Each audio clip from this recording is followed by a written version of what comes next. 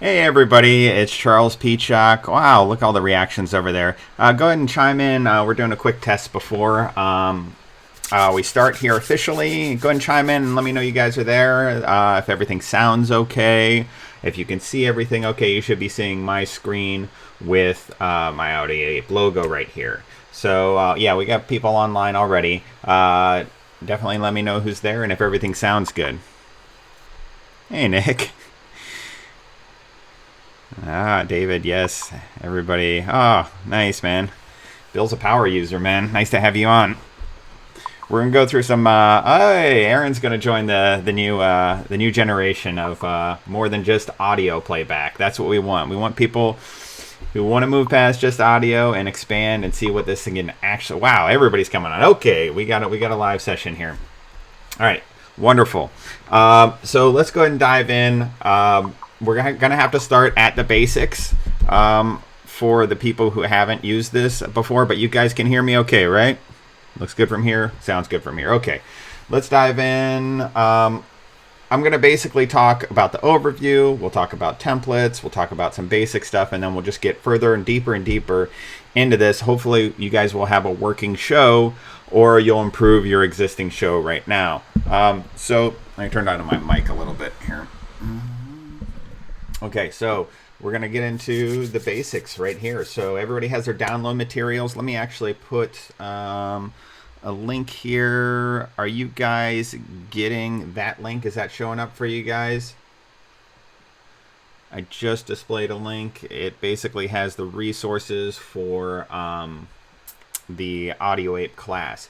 If it's not showing up, what you want to do is basically go to the See More section of this, and then the link is going to be in the See More section of the Audio Ape live session. So everybody, is the link showing up? Oh yeah.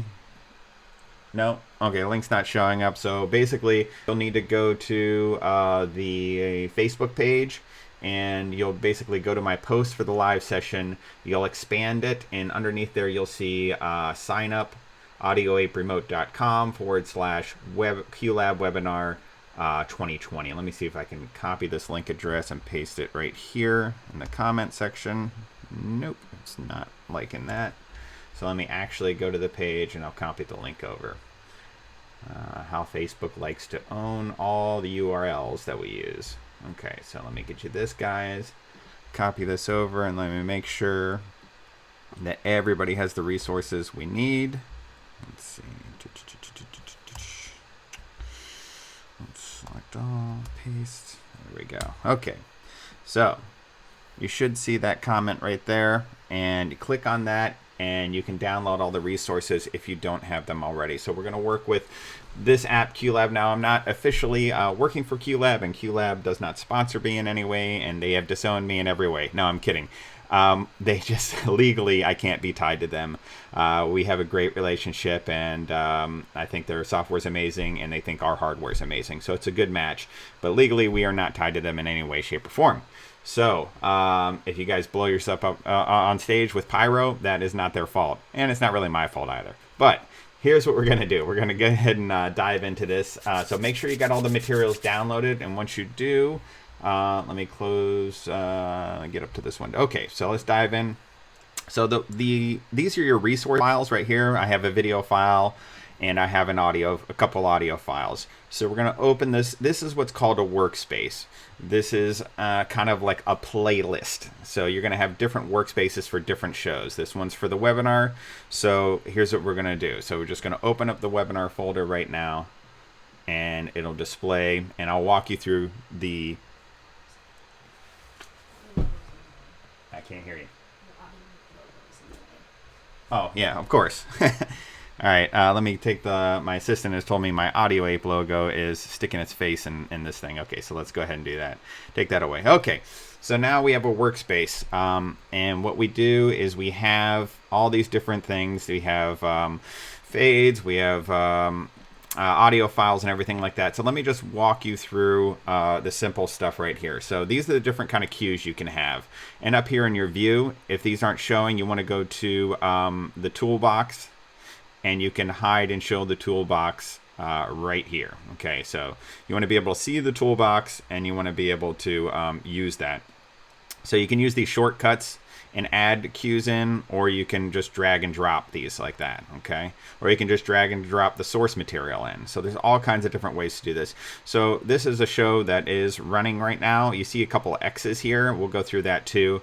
But let me go up, and this is kind of the nerve center of your QLab sessions. So under the workspace settings, so you basically are here, and this talks about all the behaviors of how QLab is going to be running. So this is the general stuff, you know, Q display size, all these kind of things like that. Audio is pretty important, so you want to know where to route your audio out. So you could have a bunch of different audio devices plugged into this computer. You could have a sound card, you could have the headphone jack, you could have all these different ways out. So you have to actually pick what you want. So right now I have my headphones on, but I want you guys to hear things too.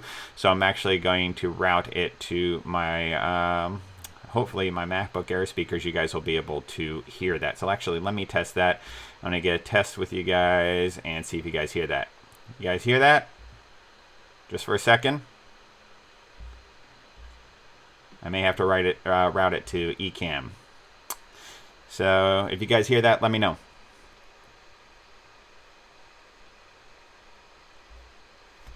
Okay. Don't seem to be hearing it. So here's what we're going to do. Can you hear it? No? Okay. So like I said, this is the place to do this at, the workspace. I'm going to try and do Ecamm Live. Okay, so now it'll run it through Ecamm Live, hopefully. So let's see what we can do. You guys hearing it now?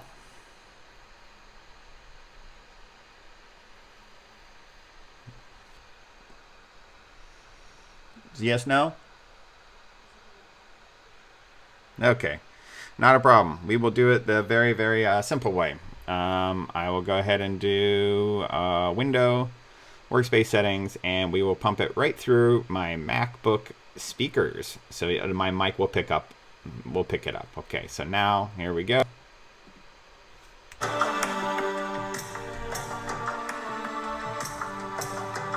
Okay, you guys are hearing that, correct?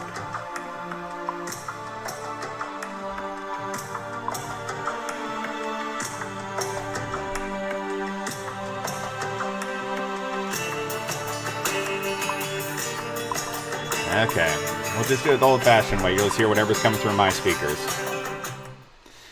Bob Cates, you know, I rarely hear about a QLab crash. That is rare. It has never happened to me. There's a couple things we can do to prevent that, but I rarely see that. Okay, so, hey, wow, we got a lot of people on here. Okay, so here's what we're going to do. Now that we can hear everything, we're going to go and do a basic show build. So I'm going to go back to the workspace settings here. We'll talk about this a little bit more. So we basically have video settings. This is where you patch in cameras. The only camera I have plugged in right now is my built-in HD camera. But let's go ahead and activate that so we have a camera to work with. And then your lighting, that's pretty advanced. We can get into that a little bit. Network settings, more advanced also. MIDI. Cue templates are great. Basically, you can select how every cue that you bring in will operate. So the audio cues will always have a certain color, will always be routed to a certain location by default, and be at a certain level, all the things like that. So that's handy. Microphone, same thing. You can set a level by default. Video, same thing. Cameras, same thing. So all these things. Oh, okay. I guess it's the first time I've accessed my camera here on my preferences. Text.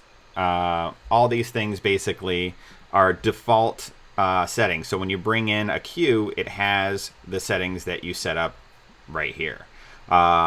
And fade is one I like to set up. Okay, so yeah, okay, it has this. It has a red color by default, and then the audio levels go to 0 by default, and it stops the target from playing, because you can fade a track and not stop it. So that's what a lot of people have trouble with when they're working with QLab, is getting that done. But this is Q template, and actually if you use this workspace as a template, you can have all the settings that I use in my shows. And you could tweak your own, but I love the settings I have. I think they work really well, and they're using this template. So let's go ahead and take a look and see what's going on here. Let's build a show from the beginning. So we're going to build a show just like this one, but we're going to do it on our own. So we'll do new workspace from template. Okay, and I will pick, well, actually, let's go ahead and do this file, and then you do save as template, and you'll call this, I'll call this webinar.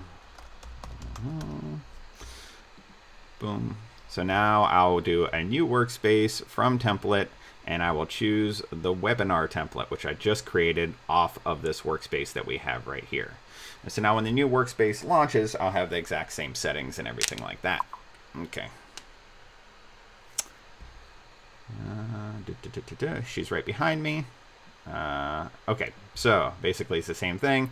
So what I'm going to do is select all the cues here, and I am going to command delete everything. So now we're starting from scratch. So now what we want to do is create a just simple audio cue. So we're just going to take this and we're going to drag this in, and then you have an audio cue. We'll call this opener. You can name it over here. And you guys go ahead and really do this with me, because this is literally the best way to learn, is if you guys are moving the cues around and doing everything that I'm showing you. So now we want to go into the resources. It doesn't know what to play. If you just hit go, it's not going to play anything because there's no file. So you actually have to double click here, or you can push this button, or you can actually drag it on top of it. There's a million different ways to get the cue where you want it. So let's just double click. And then we are going to go to my desktop where all the resources are under the webinar. Let's go to our audio files, and let's just pick this for the opening track right here. Freeze or burn. Boom. And then we have this as our music track for our opening track. Okay. And to kill it, you would hit the escape window. Also, escape will like kill anything that's running in your show. Okay, so anything that's happening, you just hit the escape bar. If you don't have this window up right here, you want to go over to view, and you want to go to list and active cues. I always like to see that when I'm teaching people. So it's Command L will open that, and that way you can see what is actually playing. We're mostly going to stay on active cues, okay? So this is what's going to show you what is happening on your playlist, okay? So after you play a song, the most common thing somebody wants to do is fade the track. So we're going to create a fade cue. So what you'll do is basically drag and drop the fade cue onto the bottom here. Now there's an X. Oh, you can't follow on how to get the template. Okay, so basically you just open my show, and then you say save as template. You name the template whatever, and once it's saved, then you go to open workspace from template, and then you pick that template you just created, and then you'll have something you can work from for all times. Okay, so you'll always want to create from that template. That way you have the settings the same every single time. That was a feature that they added about a couple years ago, and man, it's been such a time saver. All right, so here's your opening track, and let's say you want to fade that.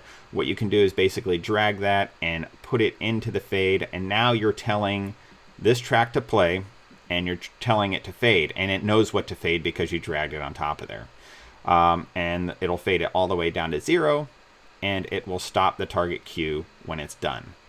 So here's what's going to happen. You spacebar or the center button on your remote, and then you hit this, it'll fade and stop it right there. You can adjust all the fade times and things like that over here, you know, so you can have it fade longer or sooner. So now you know how to create a track, and you know how to fade it. Okay. The thing that's going to happen now is we're going to do a video file. So let's bring in a video file. Boom. Okay. And you're going to double click on this, and it's going to ask you for a video file. I stored them on my desktop under the webinar video. Here's my little pre-show thing right here. So basically pre-show, and it's asking for a video. Yeah, the X means that the fade cue wasn't linked to anything. Correct. So if it doesn't know what to fade, it can't do anything. So what you want to do is, for playing your pre-show video, you have to tell it, you have to have a monitor plugged in, external monitor, because you know, you have to have your laptop plugged into something for a live performance. So I plug into a projector. I use a adapter that's a USB-C to HDMI. Just anything to get HDMI out of your computer is what you want to be using. Let's see. I love watching. Oh, how do I let the left-hand list, the group audio? I'm checking a couple of the things. So what we want to do is output this video. For testing purposes, you can actually do Shift-Command-A, and it'll open up a virtual window where you can test your video out. In a real show scenario, you're going to want to basically feed it out to a surface, and you would do that under display and geometry. But for testing purposes, we're just going to have this little audition window up here. And so if you want to test that out, basically you just play that. Tonight's entertainer is a and it would show you what it would look juggler. like. He was a finalist on the #1 show, America's Got Talent. So that's kind of my pre-show that plays. I'm going to actually put that a little bit over here so we can concentrate on the workspace. So now, if you wanted to fade that video, fades work for just about every cue that there are, from microphones to lights to anything. So anytime you want to change the parameter of something, you would use a fade cue. So let's say you wanted to fade this down. You basically drag this on top of there. Now, what do you want to fade of it? You probably want to fade the opacity, which is how transparent it is. So if I just took the opacity down to, let's say, 50%, that's great. And if I wanted to not stop the cue, then it would continue to play at 50%. So let's say I start this thing, Tonight's and it's at 100%. World champion juggler. And then I hit it to fade, it'll actually take the transparency down to 50%, and it'll continue to run the cue. So fades are very useful when you want to change. And the same thing goes with this right here. Let's say you wanted the volume only to duck down to here and continue to play while you go out and get an audience volunteer. Well, you basically would hit that. That would be your music. And then when you're out in the audience, it'll fade, and you can talk over the audience and be out there and milling around as long as you want. And then you would create another fade cue. And you would tell it to bring that back up to 0. Well, actually to 0.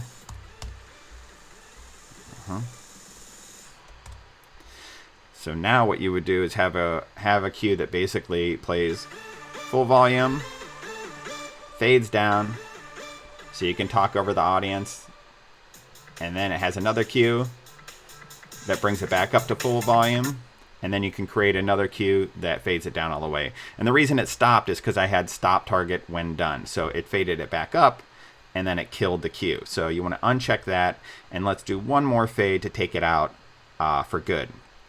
So we'll assign the fade to that track, and now we'll go ahead and bring it down to 0 and fade it. And let's make these fade times a little bit quicker. So 3 seconds and 3 seconds up, and then 3 seconds fade out. So this is what's going to happen. You're going to play the track. It'll fade down so you can go out into the audience, talk to everybody. When you get them back on stage, it'll pump it back up. And then when you're ready to go, you can fade that down, and it'll stop the whole show. Okay, so that's how to use fades, and this is how to bring in tracks. You can also bring in tracks simply by going to the actual file desktop here. It is not picky about audio file types or how it gets in, so basically you just take any file type and you just drag it and you just bring it right in. So, and you can bring in multiple things, multiple files at the same time. It just doesn't care. It's so easy to work with. Okay. So I'm going to clear out some of this stuff right here. So what we also want to talk about is the microphones. A lot of people don't know about this, but you can actually control your mics. But you have to have a way to feed the microphone into QLab. So you have to have a sound interface. So let me see if I could switch over here to my other screen. There we go. An audio interface basically will just be something like this. So you have your microphone go in, and then there's a USB port in the back that feeds into QLab. Okay, and you would just get that mic into QLab, and honestly, it's great because let me see if I can grab this whole screen. I'm just going to hide this. Hide Google Chrome. Because it's great because then you can mute your mic, you can change your mic levels, and you can do all that with hotkeys or in sequence. So if you're doing an illusion and you don't want the rattling of the microphone to be heard, you know, while you're in a prop or something like that, you can have it muted for that part. Let's go ahead and actually do a group cue too. So this is super powerful once you start getting into this. Let's say you wanted this whole sequence to be automated. You wanted to have this song play, and you wanted the song to play, and then you wanted it to play in these things to hit in order. Okay, so what you do is select everything, and you would create a group by hitting Command 0. Okay, now this whole thing is one entity. And there's different ways to play groups. There's when you have a group cue, the tabs change. Just like any cue has their own set of tabs. So this is an audio cue. It has its own set of tabs and places to trim the audio and everything like that and loop it. Same thing with fades. It has its own set of tabs. So every cue in this list is going to have its own set of tabs. So under the group cue, under the group cue, what you can do is set the behavior of how these things happen. You can have them start everything simultaneously, and that will be a train wreck, basically. You can have it start the first one and enter into a group, and start random children, all this stuff like that. Actually, you do want to do it simultaneously, and then we're going to adjust the timing of it. So basically, all these cues will fire, but we're going to use a timeline cue to show when that happens. So listen, these are all the cues you're seeing up here. So you're seeing opener, fade, fade up. Let's make these things fade down, okay, and then fade up, and fade out. Okay, now in the opening and the timeline, you can see these things. Let me scrub down here. Okay, let me pull this up. All right, so now we're seeing, here's the opening track right here. This is the fade down. This is the fade up, and this is the fade out. So let's say in 5 seconds, 4 seconds in, it's going to fade down that track, and then it's going to fade up that track right here, right after the fade down, and then it's going to actually fade out the track permanently right here. And so you can watch all that happen right here under the active cues. So when I hit go, it's playing the opening track. 1 second, fade down's happening, just like it should on the timeline. Fade up is happening again, and then in 3 seconds, the fade out is happening.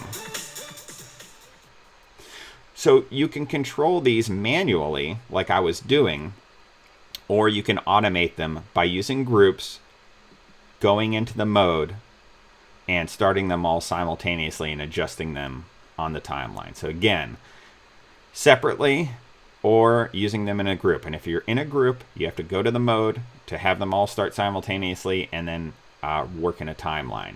Now, let me go drop down here. I will show you that you can, now this isn't just for fades and everything like that. Everything in here can be automated. So basically you can have camera cues, all these other things like that will happen, and they can happen choreographed to the music right down here in your timeline. It's very simple. So that is groups, that is audio, and that is fades. Let's go ahead and bring a live camera. See, this seems to be a question that most people are excited about. Who's excited about using live cameras in their shows? Sound off.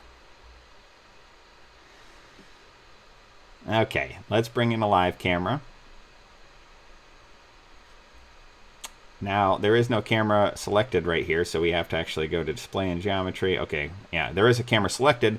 There's nowhere for that camera to play. Also, when you get these red X's, you will see that they'll give you a warning. Something's wrong. All right, so there's a problem with this video surface. So now what you need to do is make sure there's a place for it to play. If you don't have an external monitor hooked up, we will actually use the audition window for a virtual monitor. Okay, so now it's ready to play. So you can go ahead and fire that cue. We're just going to use the built-in webcam on my laptop just for demonstration purposes. But basically, you hit audition and it'll open up that camera. And hey, everybody, let's go. This is a live camera feed that is being put to your external monitor. And in my case, this is a virtual monitor because I don't have something hooked up that I could demo for you guys. So I'm going to close that out. Now, a lot of people are like, great, a webcam on my computer. How is that going to help my live show? I need a professional camera or GoPro or something like that fed into my computer. Okay, so that's not a problem either. You would come down here. You would need another piece of hardware to make this work, okay? But there are plenty of pieces of hardware I'm going to bring up again on my screen here. This has become kind of a favorite among the entertainers, this company right here. Let me go ahead and grab that. And there you go. Epoch works. There's so many, Bill, there's so many that work. But this one I have found to be the easiest, most plug and play, simplest interface. And what this does is you get one of these capture cards. They have a list of like 20 different capture cards. For most people, it's going to be this one right here. There's an HDMI in where your camera would go in, and on the other end here is a simple USB. And that USB would be plugged into anywhere on your Mac running QLab. And once it's plugged in, then instead of selecting your webcam camera, you would be able to drop down and it would show right here Magwell. And it would act just like the webcam, but it would be a professional grade camera. The nice thing about these external ones, the Magwells, there's a couple things. For one thing, it does all the processing on board this little device and it's bus powered. So it doesn't tax your computer to do all the conversion or anything like that. It can be busy running your show while you this thing does the heavy lifting.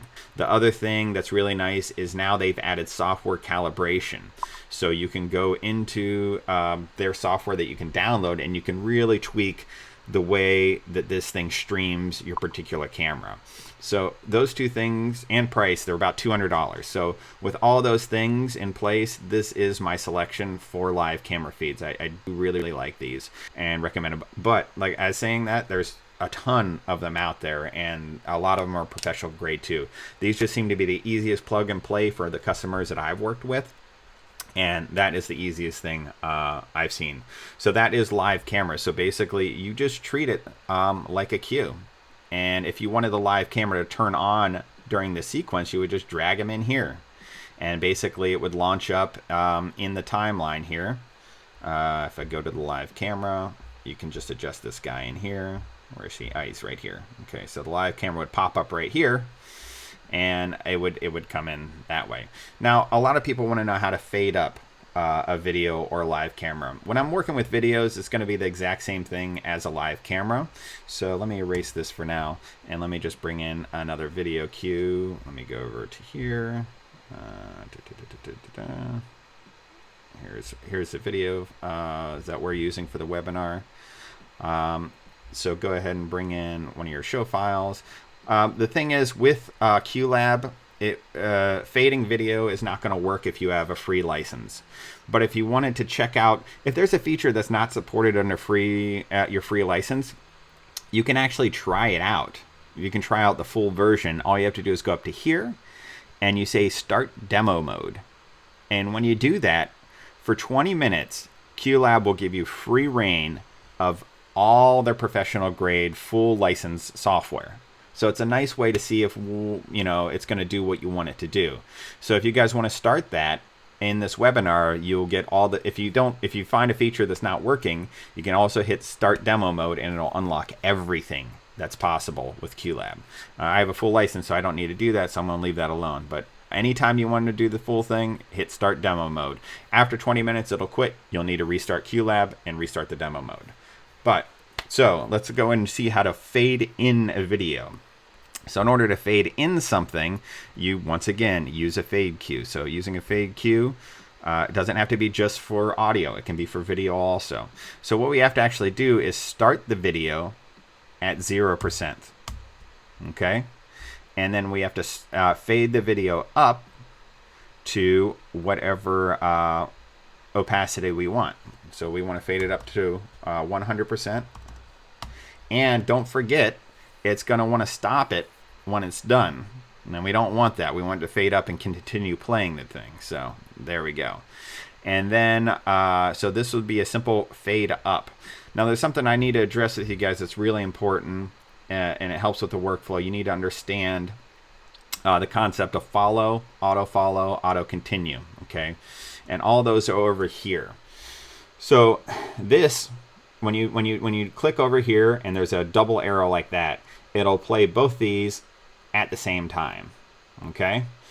Now if you click this just once, it'll play this cue and the very next cue, okay? So it'll basically trigger this thing, and as soon as it's done playing, it'll play this, which is not what we want, because it'll play this video for 30 seconds or however long it is, and then it'll play this cue, and that doesn't help us. We want to play these two cues, the fade up and the actual video file, at the same time in order to get the right effect. So what we're doing is we're starting this, playing this video, which is at 0 opacity, which is clear, and then we're changing the parameters to be up to 100%. So you'll see what happens in 3 seconds. So I'm going to bring up the virtual window here, and now there's no X there. And basically I'm going to play this, and you'll see it'll fade the cue up for you and continue playing it. So that is actually how you fade up a cue. And the same thing would happen with a audio cue. If you wanted to fade up an audio cue, you could totally do that by starting the audio cue at 0 under your levels, under the audio levels. So you would start this at down to nothing, and then you would actually have this bring your volume up to 0. Okay, so now we actually have a sequence, and you could actually move you can move these out anytime of the group. So now the group has nothing in it, so we're going to close that. So basically this starts at 0, and then it fades it up to its full volume. Okay, so, and we want these things to play back to back, so at the same time. So at the same time, this is what it's going to look like.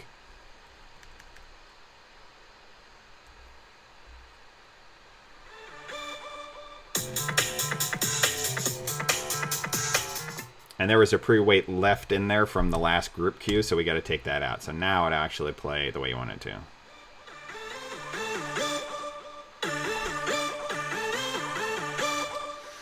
So that's how to fade something up. It has to start at 0, and then you have to change its value.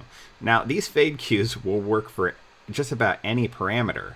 So I can choose an audio effect. I can have an audio effect on here, and then I could strengthen the audio effect through a fade, or change the curve of something. It's and videos, it's the same thing. You can have a video playing, and then on the fade you can actually mess with the geometry. You can have it fade down into a, let's do scale. Okay, you could have it scale down to 0.5 like that.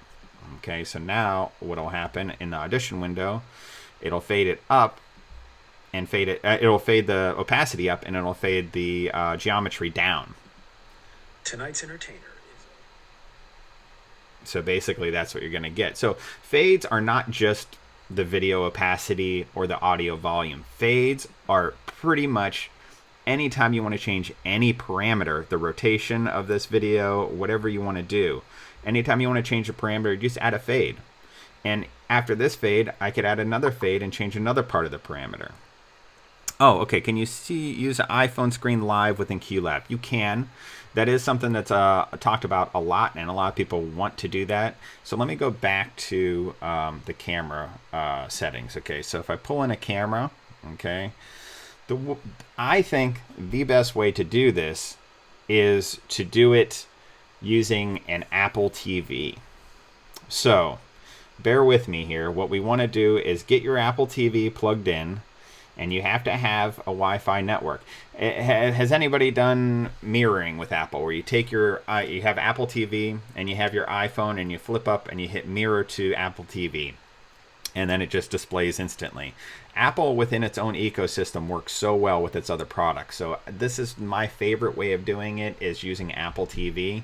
And I think it's the safest way to do it. So what I'd recommend is getting that image converter right here. I'd use this one right here. And basically, so you have the Apple TV able to mirror your iPhone by using some kind of Wi-Fi network. And the Apple TV has a HDMI out of the back of it. So then you feed that, let's pretend this is the Apple TV. You feed the HDMI of the Apple TV into the capture card, and then the capture card sees it just as a camera. It doesn't know an HDMI signal is coming from a camera or an Apple TV. So basically you have the Apple TV, you feed it into the HDMI, and then the USB goes out to your computer, and your computer sees it as a webcam. So the only wireless connection is going to be through your iPhone and Apple TV, and they work very, very well. You will need a Wi-Fi network to support the communication between your Apple TV and your iPhone. But this Apple TV will be hardwired into this, and that will be hardwired into your QLab. So does that explain the best way, the way I like to do it? Oh, see, Wayne's done it on the mirroring. Did you already see how to fade in and out live video? So live video is going to be the exact same thing, Blake, as a video cue. So a camera, you can start its opacity at 0. The same deal. Display in geometry. Where are we at here? Video surface mode. Let me go ahead and make sure that this is up. There's opacity right here for the camera. So the camera, you would just hit 0, and then you would add a fade cue. So I'll show you how that works. Let's go ahead and come down here. Assign the camera to this fade right here. And under the geometry, you would choose opacity 100. And you would stop. You don't want it to stop when it's done.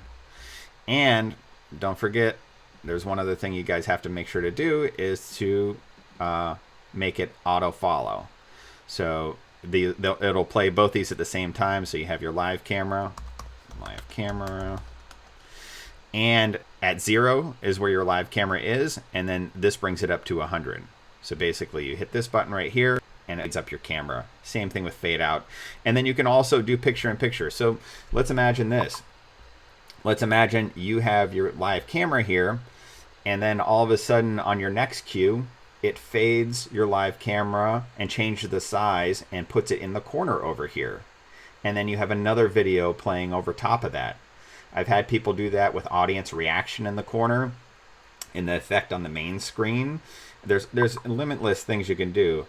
You can do 8 cameras simultaneously into your QLab and control them, all of them, and all the parameters, and automate them or use them as you like.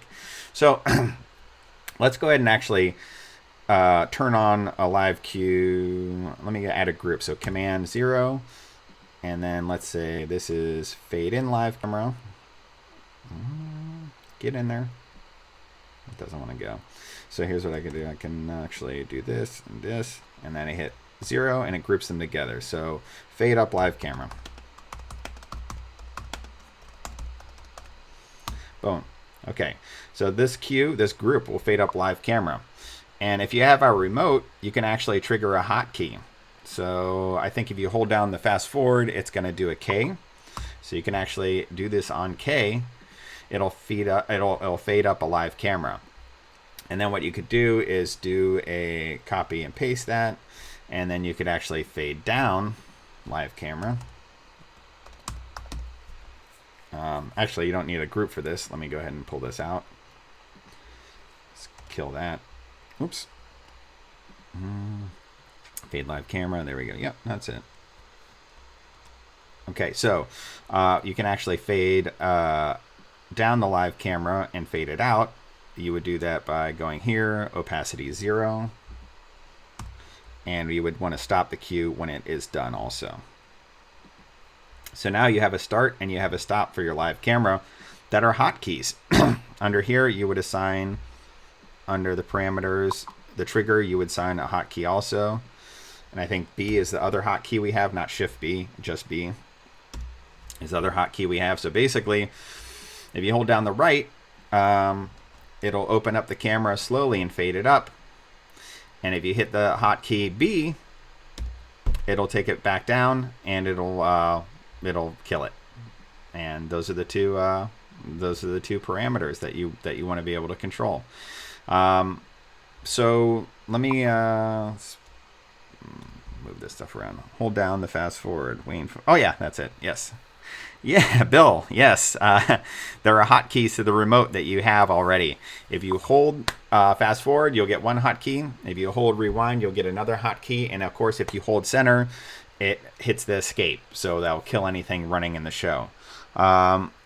Hits, like in go button, map keys, and let me know. Yeah, that's basically what you do. So you would, in order to do hits, you would map them to the hotkeys of the remote, and you would just assign them a trigger. And you would assign them, I think the two hotkeys we send is B and K. So you would just either assign a B or a K to whatever hotkey you wanted. There's a lot more to it, hotkeys and cues and stuff like that, but I can't go too deep into it without getting into a rabbit hole. But that's basically the hotkeys there. But if you want, also, people have emergency keys backstage, like for a stagehand operator, just hit like a video or a live camera backstage. You can use hotkeys for anything. So, but the remote supports 3 hotkeys. One is defaulted to escape, and that'll always kill anything running. The other 2 are mappable as a B or a K, and that's pretty much the way the hotkeys work.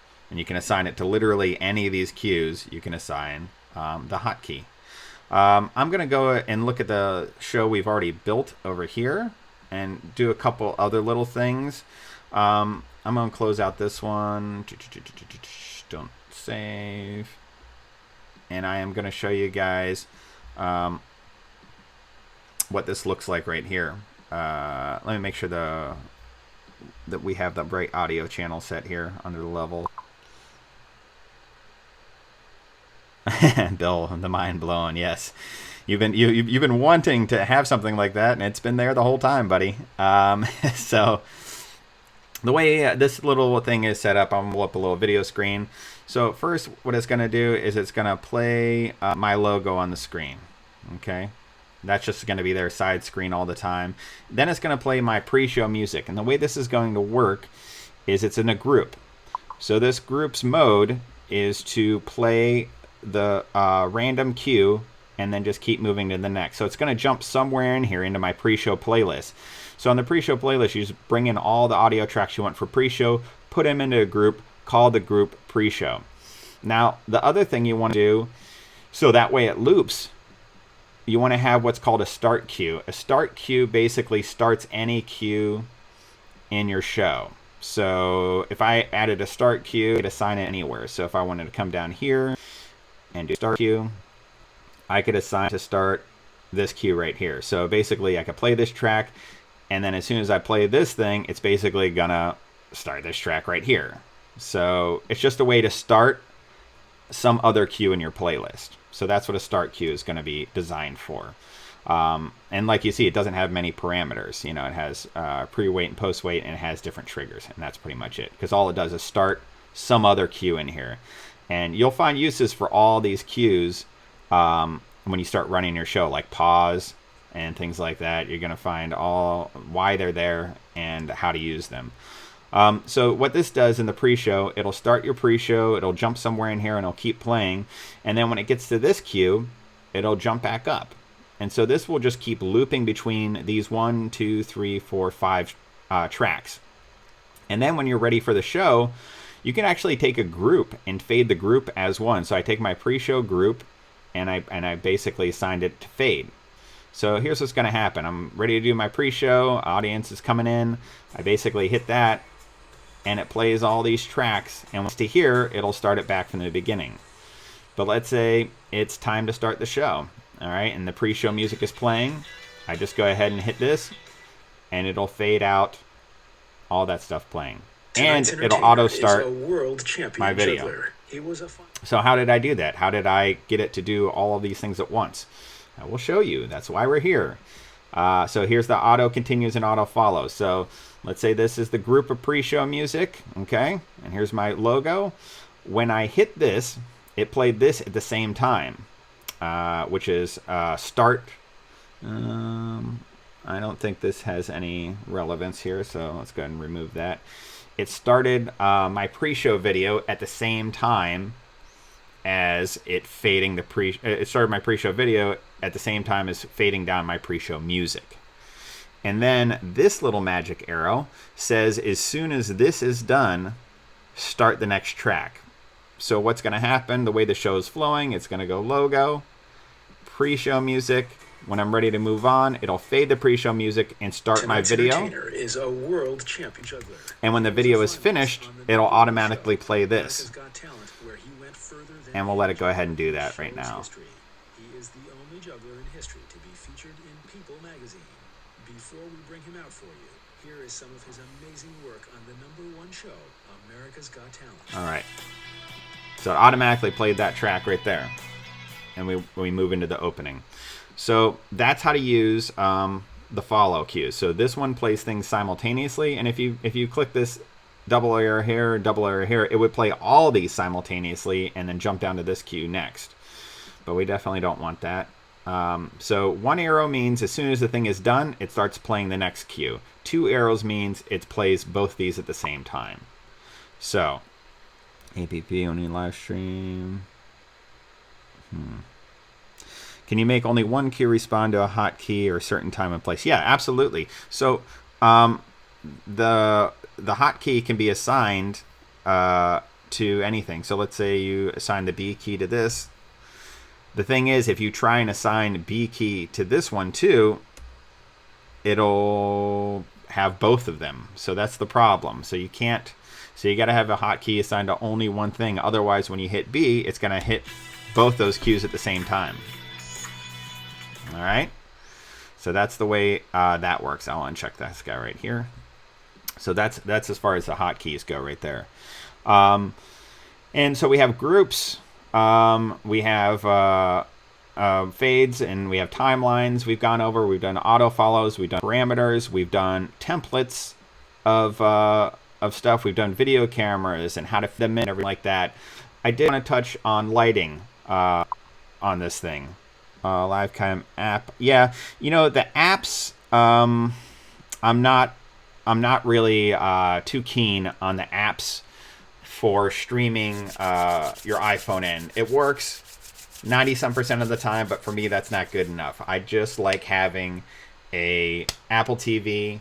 It has such a great interface, and it's so smooth, and it does what it's supposed to do. I recommend that method for myself. That seems to be the most stable way to do it. Let me see. As most venues, as cruise ships and others, would you just ask for HDMI to control the video? Yeah, so basically you would just go HDMI out of your laptop running QLab, and then you would basically send the video through there. And all your cameras would be plugged into your computer or any video files you're sending.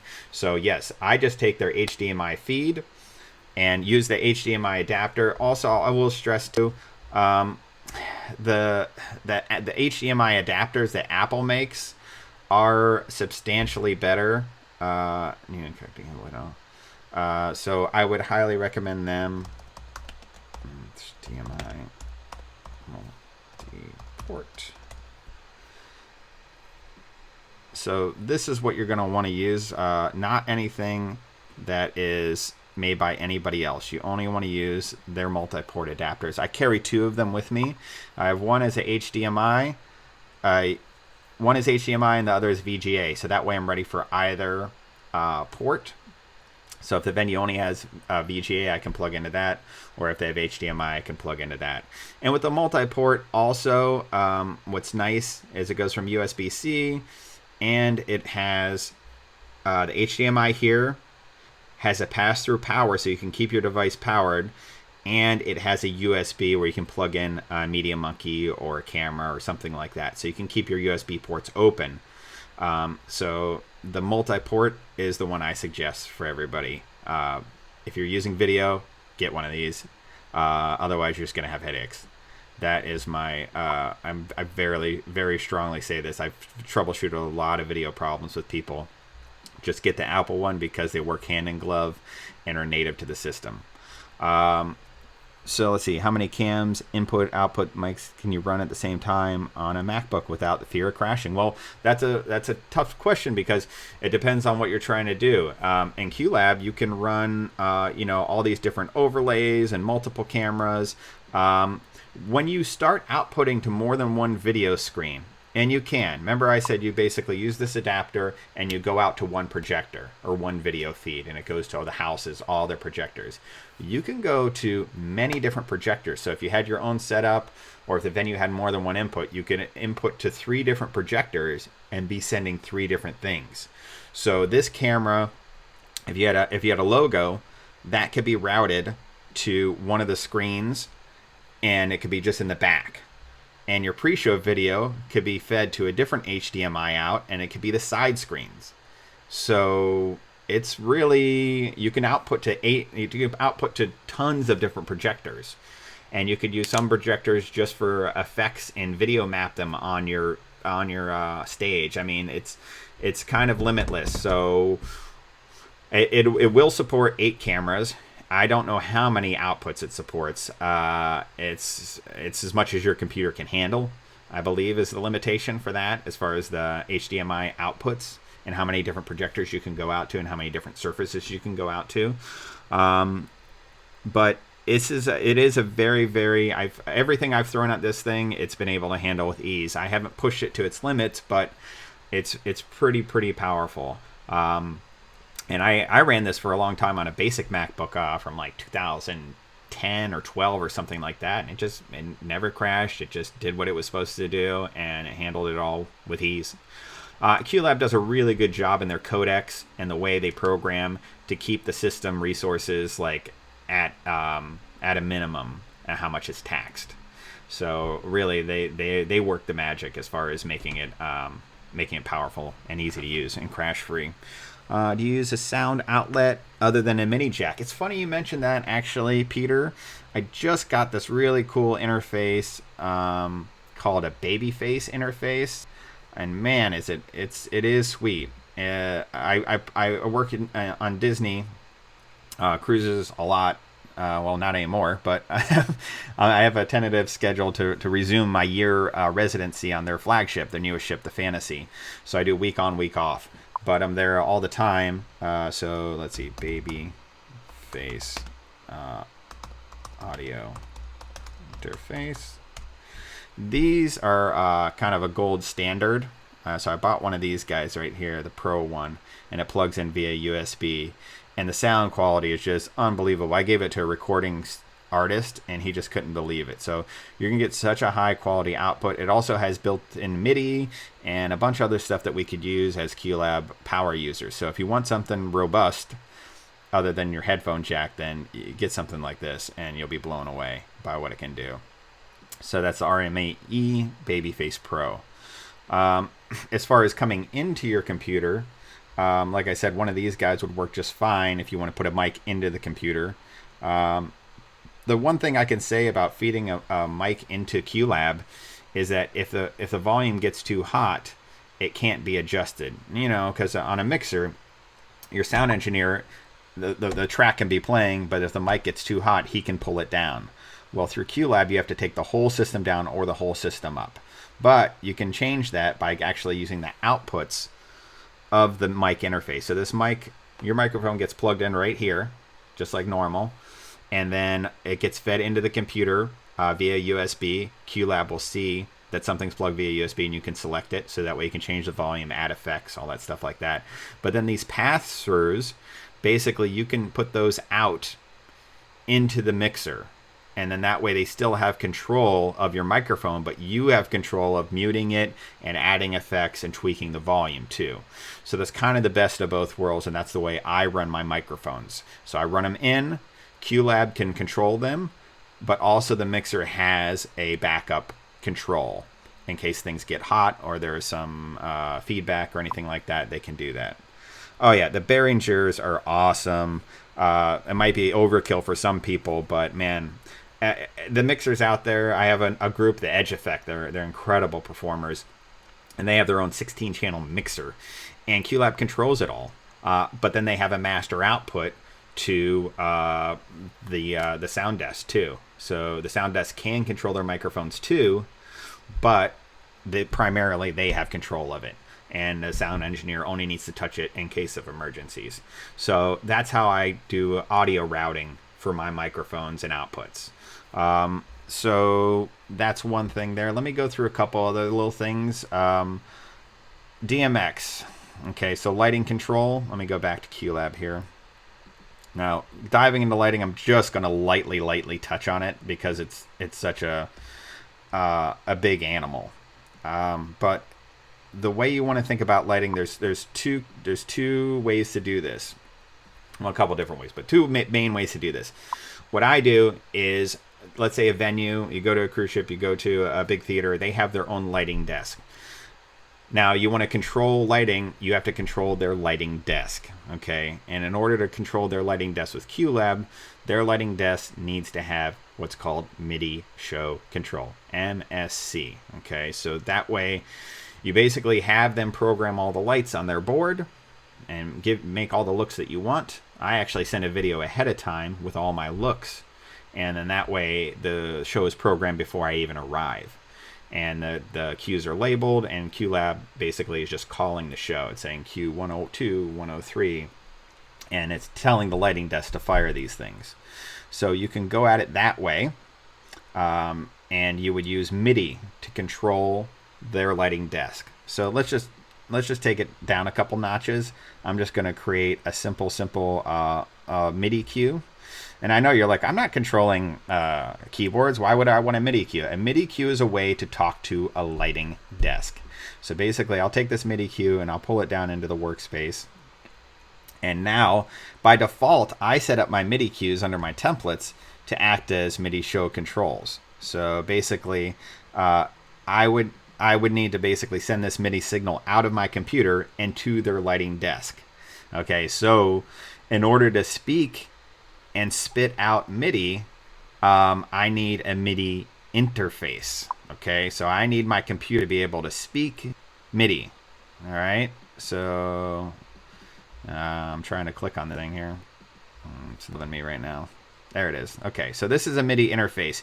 You plug this into your MacBook running QLab, and it spits out MIDI right here.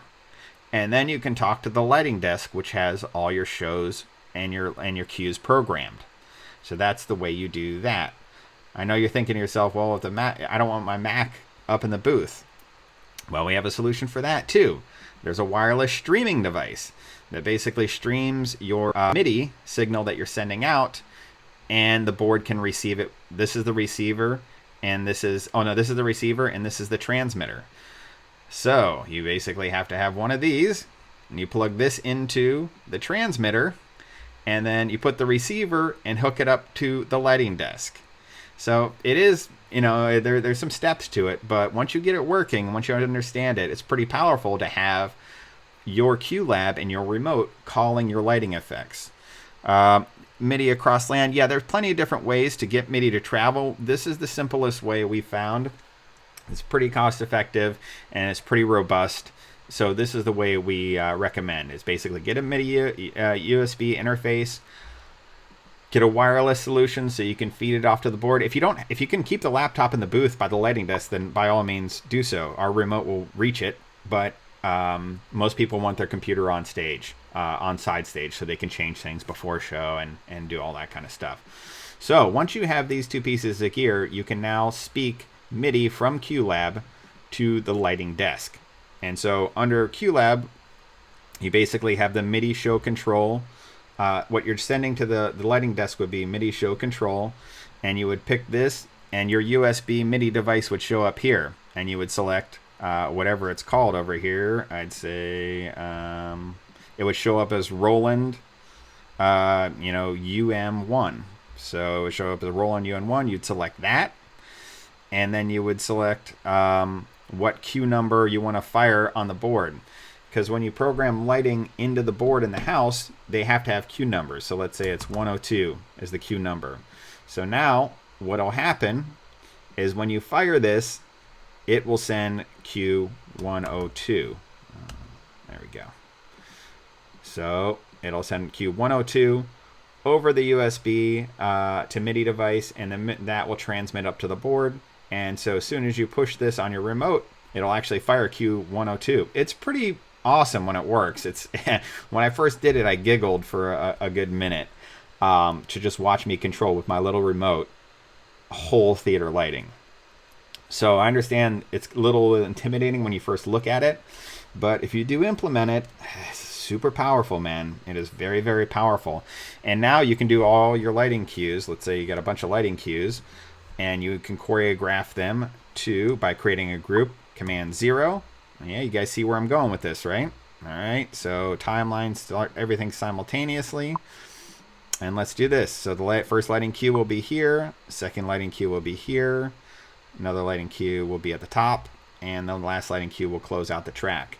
So now, as soon as you fire this, illusion, it'll play the track and fire lighting cues to the board, so you never have a guy miss your lighting cues again, because they're all automated. You just have to have different cue numbers for each one of them. So 103, boom, 104, and then 105. There you go. So when you fire this trick, it'll play the track and it'll fire all your lighting cues to the desk over MIDI.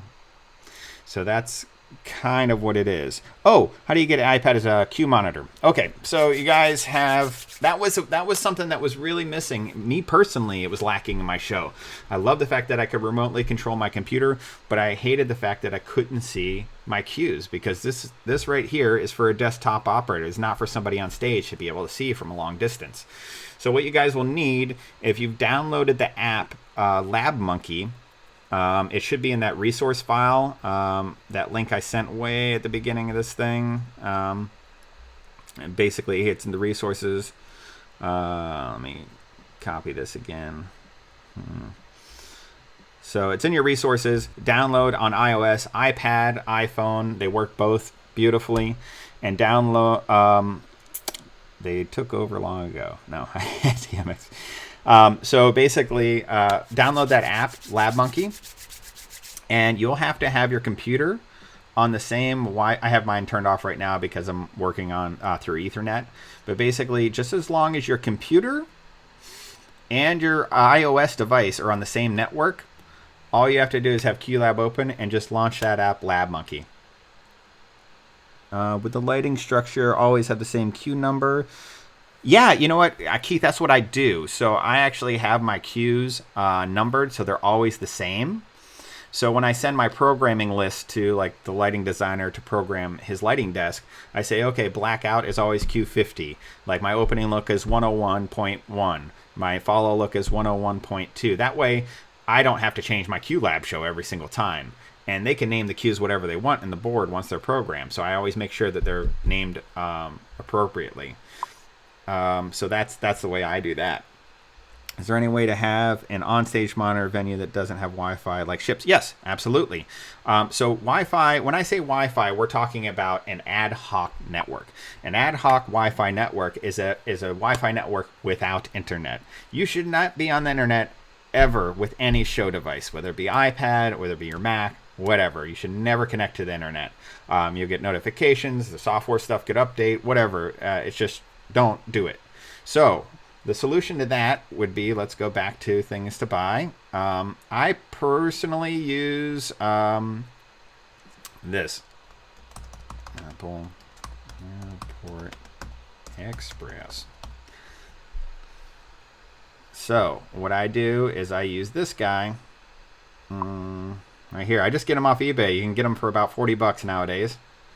But basically, I just carry this. It's a little bit bigger than a pack of cards. And I set this up on my computer. I'm not going to go through how to set up an ad hoc network, but you can definitely search it on YouTube. And so basically, this little guy will create a whole network that's hidden from everybody else and is not connected to the internet. and it'll allow your computer and your iPad to intercommunicate. And you can use it for other things too, but basically that's what I do.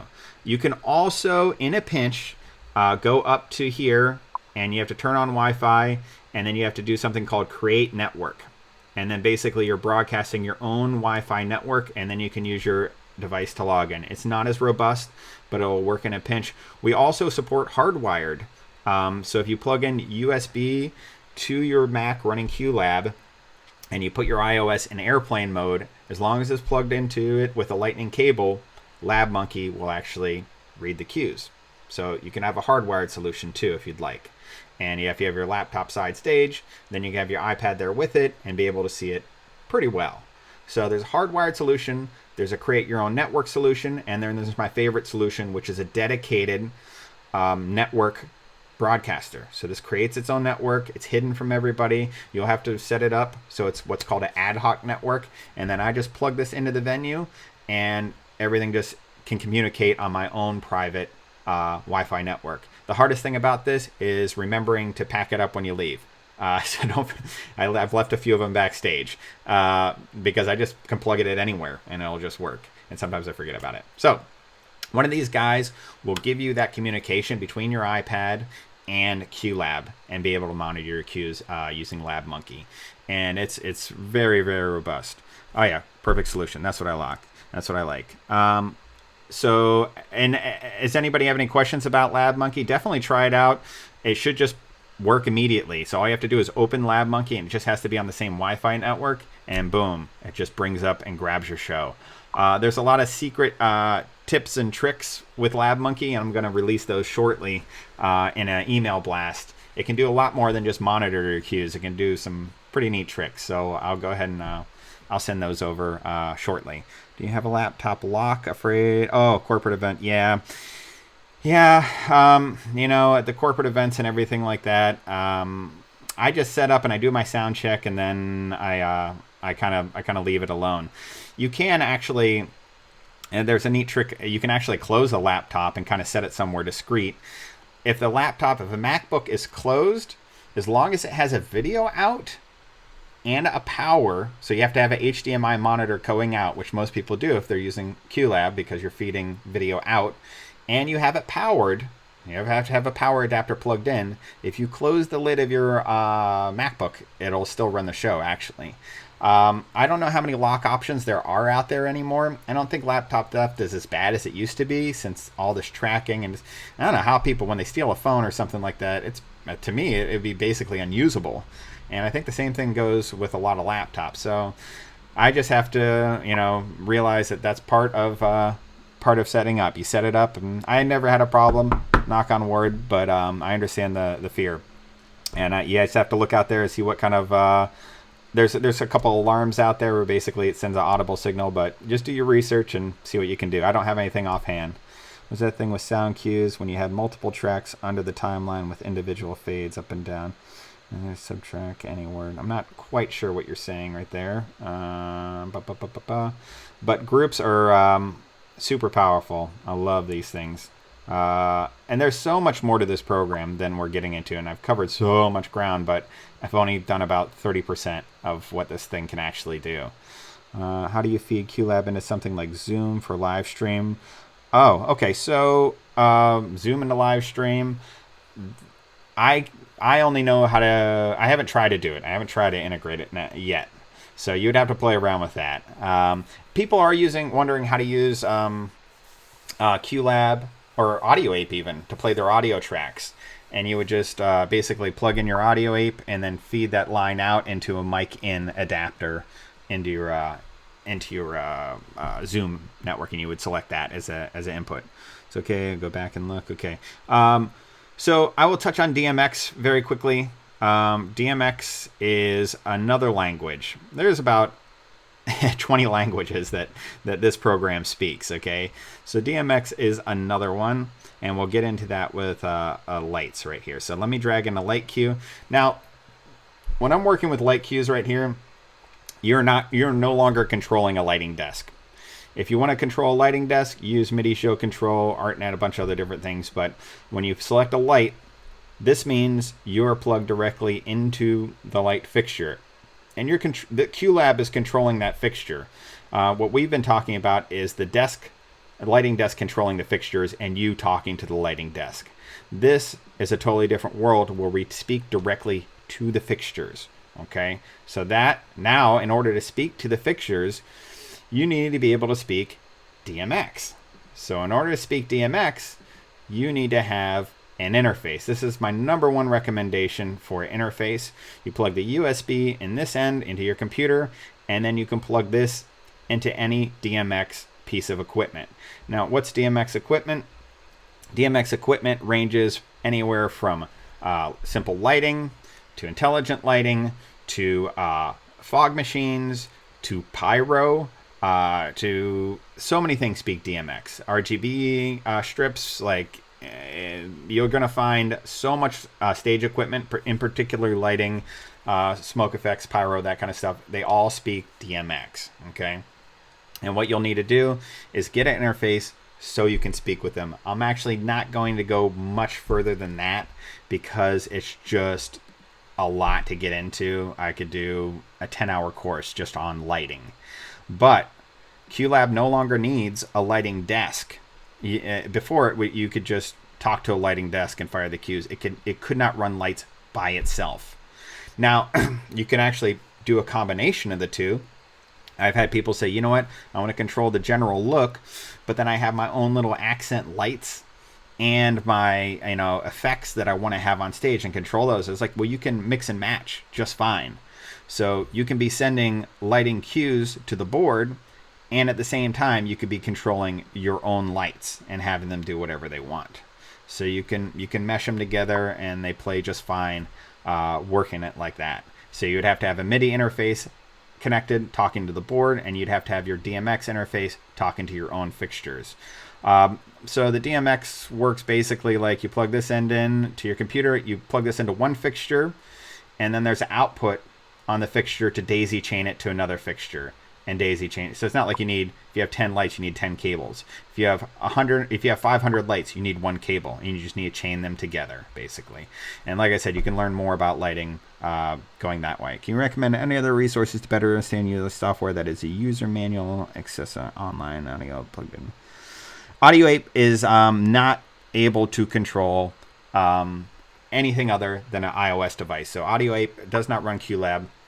You'll need Media Monkey remote to do that. And hey, guess what? They're half price right now.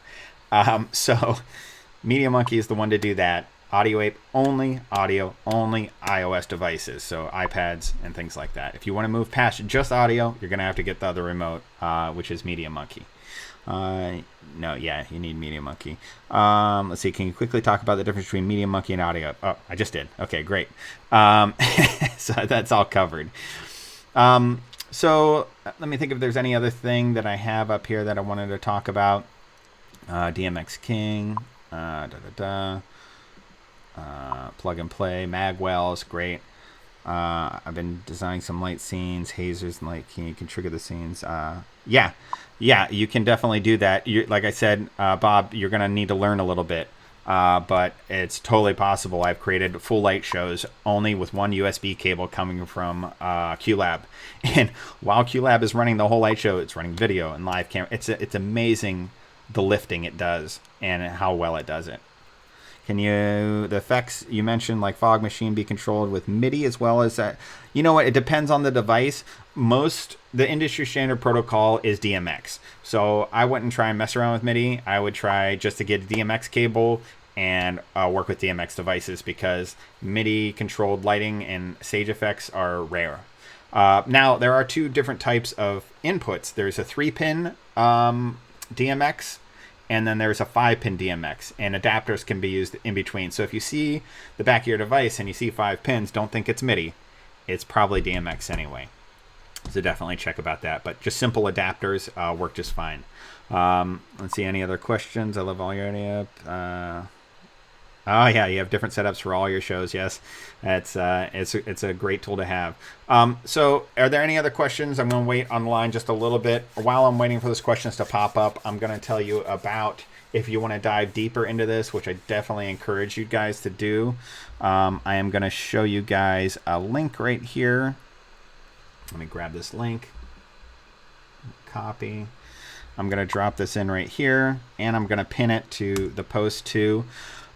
This is an amazing, amazing course. Dear friend of mine, Justino Zope. We work together a lot on Disney. He's done a lot of lectures at big magic conventions. He's helped build a lot of shows. He can push this program to its absolute limits, and he's created an online course, and there's nothing out there like it right now. And it's specifically built for artists like us that are starting kind of in a midway point. You know, we haven't been in theater tech our whole lives, so he speaks a language we can all understand, and he has just a wealth of information, and he presents it in all these videos, and I can't recommend it enough. If you want to learn things like lighting and more about video mapping and live cameras and things like that, he has a wealth of information, and he's now sharing it online. And there's a lot of free stuff there too. So if you want to just go on and just see what he has for free, you are going to learn a lot, because he has some great experience. And like I said, he's been pushing this program to its limits for a long time. You should see some of the shows he's running just with the remote and QLab. It's unbelievable. So I am going to leave it at that. Let me see what else we got here. Awesome. Media Monkey. Initial Baby Shark Show. Okay. Thanks. Is good. Okay. All right. This is great. Well, I'm glad everybody's up to speed. Like I said, there's just so much to this program. I can't possibly cover it all. We've gone a little over an hour, but I get a little carried away. I get excited about it. Yeah, the video will be posted, and so you can watch this again. Oh, thanks so much, Joe. This is great. Thank you. Oh, somebody's there you go, discount code. That may not work because everything's on sale right now. But definitely, yeah, no problem, guys. It's my pleasure. We'll go ahead and archive this, but we'll put a pin in it for here. Just stay in touch with me. I can't really answer any QLab questions in depth. Their support team also, just so you know, is amazing. Even if you have the free version, they'll answer any question if you send it to their support desk. Their customer service is right with ours at Audio Ape. We really care, and we will answer anything. And then if you want to expand past that, I do recommend going to QLab Tutorial. Start watching his free videos. You're going to see how awesome they are, and you're going to want to just get the whole series. And you become a power user and just present these amazing shows with no tech rehearsal. And it's pretty unbelievable. QLabtutorial.com isn't opening. Not sure. All right, guys, thanks again. And spread the word, and this should be available shortly. But as for me, I'll see you guys at showtime. Take care, everybody.